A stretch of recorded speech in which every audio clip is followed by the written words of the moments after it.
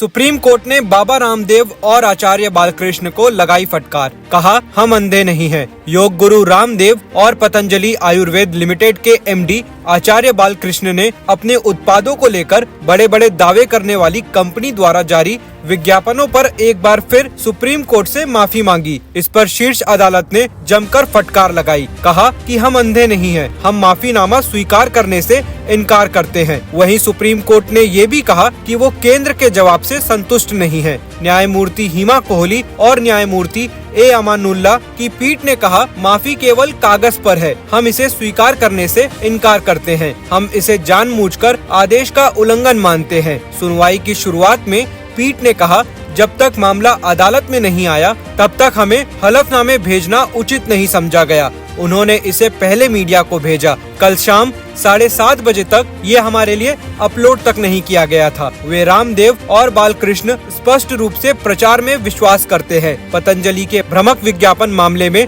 वरिष्ठ वकील मुकुल रोहतगी ने सुप्रीम कोर्ट की पीठ के समक्ष योग गुरु बाबा रामदेव का हलफनामा पढ़ा, जिसमें उन्होंने कहा था कि वो विज्ञापन के मुद्दे पर बिना शर्त माफी मांगते हैं। इस पर सुप्रीम कोर्ट ने कहा, माफी सिर्फ कागजों के लिए है, हमें इसे जानबूझकर आदेश की अवहेलना मानते हैं। समाज को यह संदेश जाना चाहिए कि न्यायालय के आदेश का उल्लंघन ना हो। इससे पहले भी सुप्रीम कोर्ट योग गुरु रामदेव और पतंजलि आयुर्वेद एमडी आचार्य बालकृष्ण को सुना चुके हैं। अदालत ने दोनों को उचित हलफनामा दाखिल करने और नियमों को अनदेखी करने के लिए फटकार लगाई थी और कहा था कि आपको इस मामले में हलफनामा दायर करना चाहिए। हर आदेश का सम्मान होना चाहिए। सुप्रीम कोर्ट ने पतंजलि और आचार्य बालकृष्ण को अदालत के नोटिस का जवाब नहीं देने पर कहा था कि यह पूर्ण अवहेलना है। सिर्फ सुप्रीम कोर्ट ही नहीं, देश भर की अदालतों से पारित हर आदेश का सम्मान होना चाहिए। आपको इस मामले में हलफनामा दायर करना चाहिए था। वहीं अदालत ने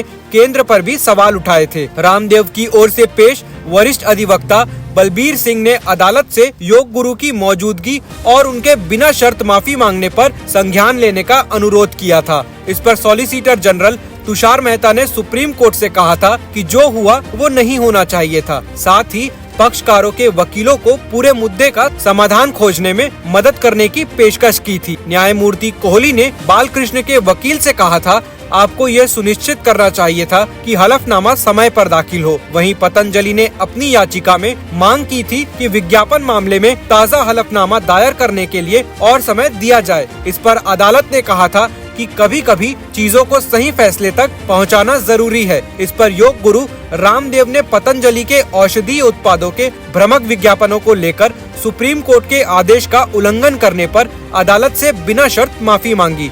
सुप्रीम कोर्ट ने आखिरी मौका देते हुए रामदेव और बालकृष्ण को 1 सप्ताह के भीतर नया हलफनामा दाखिल करने को कहा था। इसके साथ ही पीठ ने मामले की अगली सुनवाई की तारीख 10 अप्रैल तय करते हुए निर्देश दिया था कि दोनों अगली सुनवाई के दिन उनके समक्ष उपस्थित रहेंगे। शीर्ष अदालत इंडियन मेडिकल एसोसिएशन IMA की उस याचिका पर सुनवाई कर रही है जिसमें रामदेव का टीकाकरण अभियान और आधुनिक दवाओं को बदनाम करने का अभियान चलाने का आरोप लगाया गया है। रामदेव पर IPC की धारा 188, 269 और 504 के तहत सोशल मीडिया पर चिकित्सा बिरादरी की ओर से इस्तेमाल की जाने वाली दवाओं के बारे में भ्रामक जानकारी फैलाने के आरोप में मामला दर्ज किया गया है। आपको कोर्ट का ये आदेश कैसा लगा, हमें कमेंट कर बताएं।